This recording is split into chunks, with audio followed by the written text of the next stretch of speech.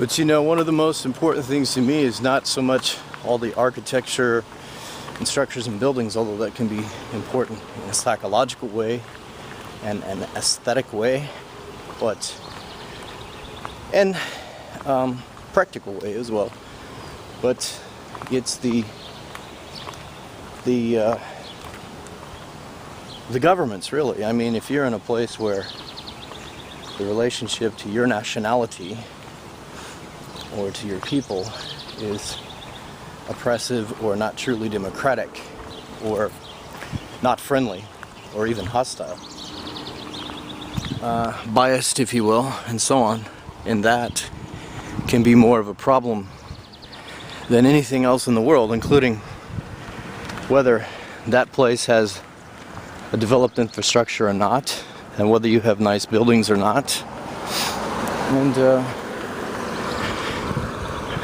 whether all these outside factors really become quite unimportant in light of the kind of situation that's going on. And I personally prefer what I would term, similar to what the Swiss government is in terms of a true democracy and true honoring of the Universal Declaration of Human Rights and true liberty and freedom for the individual. And this is something that I also appreciated about U.S. President Obama's last speech. It touched upon some of the issues, of course, that America's been built upon in terms of the same guaranteeing of rights, or at least that idea of trying to respect and honor those rights and freedoms and liberties of the individual. And why I say that is because in some places that I've been in, they have more of the idea of putting what's best for the masses or the group above the individual. And that becomes very painfully obvious to any true American if they spend any time in such a cultural mindset. Not they themselves necessarily, but the people, the culture that has that mindset. And it's quite a different mindset because that particular culture or group, that particular mentality actually will not honor and keep the individual human rights, or the liberties and freedoms, individual rights above that of the group.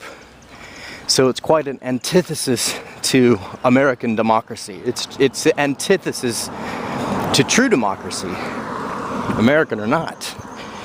When we put the rights of the individual, liberties and freedoms of the individual, lower than that of the so-called group, then you end up with an infringement upon individual liberties and freedoms. You end up actually with a kind of mob rule, if you will, or mentality. And as one who's been in 24 different countries in a 5 longer term expat style, if you will, I can say that with over 35 years of experience living in an American democracy,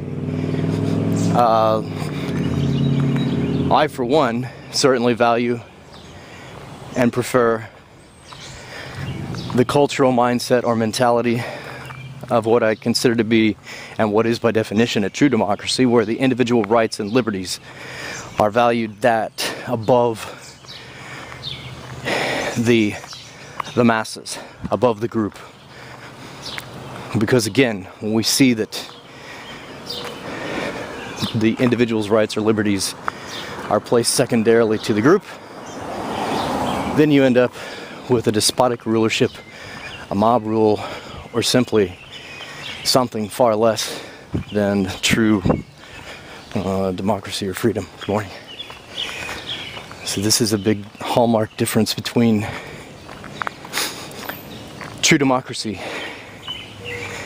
and a government or a people or a culture that respects the rights and liberties of the individual versus a culture that puts the mass or even a leadership above the rights and liberties and freedoms of the individual, because there are still democracies in this world that do not yet honor the rights of minorities, the rights of women, the rights of various groups based on their sexual preferences, religious choices or preferences. And in those places there is visibly, obviously, but also very visibly, a lot of people still suffering less than fully human lives. They are suffering as something like oppressed slaves. Oppressed in the sense that if they express their true opinion or their true choice, simple choice of religion or sexual preference or maybe even a political view, then they are suffering in that sense of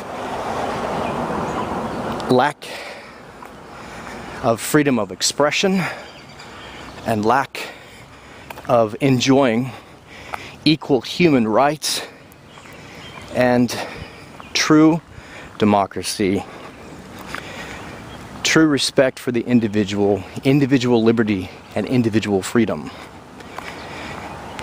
Because as long as that expression is within the norms of so-called free speech, both local and international laws that regard such, in other words, if it's not a harm to self or others,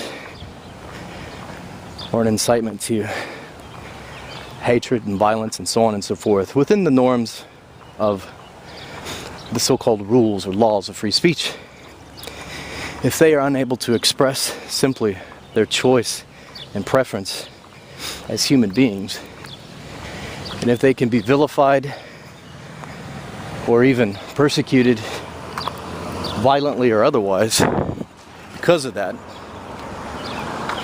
then they are not in a democracy. One country I was just recently in, there was a large news article where they accused the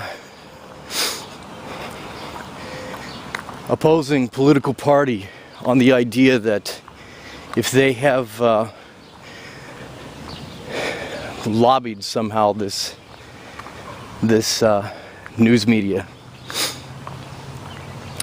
to write such an article or to take such a point of view. And while that may or may not be true, I certainly think that it's secondary to the point, in that I, for one, who was in that country, can say that based on the line of thinking that I just shared here, that I just expressed here, the article was quite on point.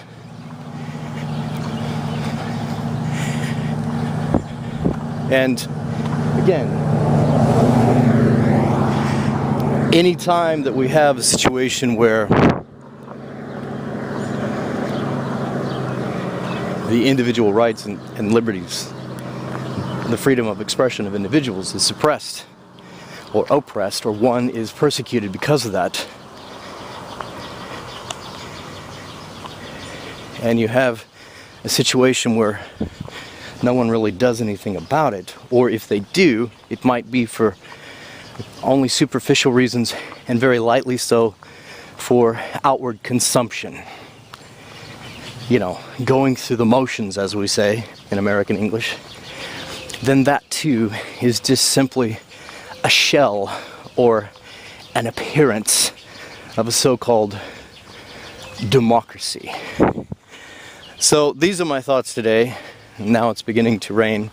Hopefully my lens will stay free and clear in that way. But this is Michael Vanderpool, and don't forget to subscribe to my channel. This is my morning walk before I head to Lee Summit, Missouri to visit my friend from high school who is now teaching as a professional, well-trained, exceptionally well-trained martial artist in Lee Summit, Missouri at the Black Dragon, the school in which he just opened. And I'm happy to be able to see him today.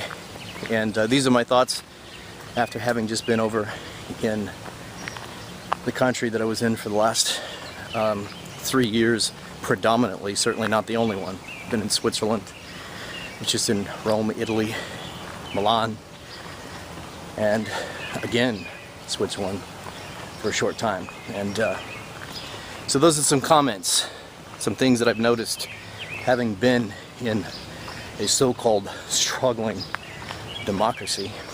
And I know a lot of friends there will be watching this, and it's just my opinion. It's just my view. It's something that I noticed. And you know, in reference to a recent article on DF Watch, and also that referencing the article in an American media about how they allege that the democracy there is failing, I'll say that when I speak, I'm one that was on the ground. I'm one that was there that talked to people on many sides of the issues. So I've got a well-informed opinion, and I appreciate having been there. And peace. Many blessings on this day. It's a wonderful day here, even though we've got a little bit of rain. It promises to be a great week, and I hope it is for you too. Again, thanks for watching. Don't forget to subscribe to my channel.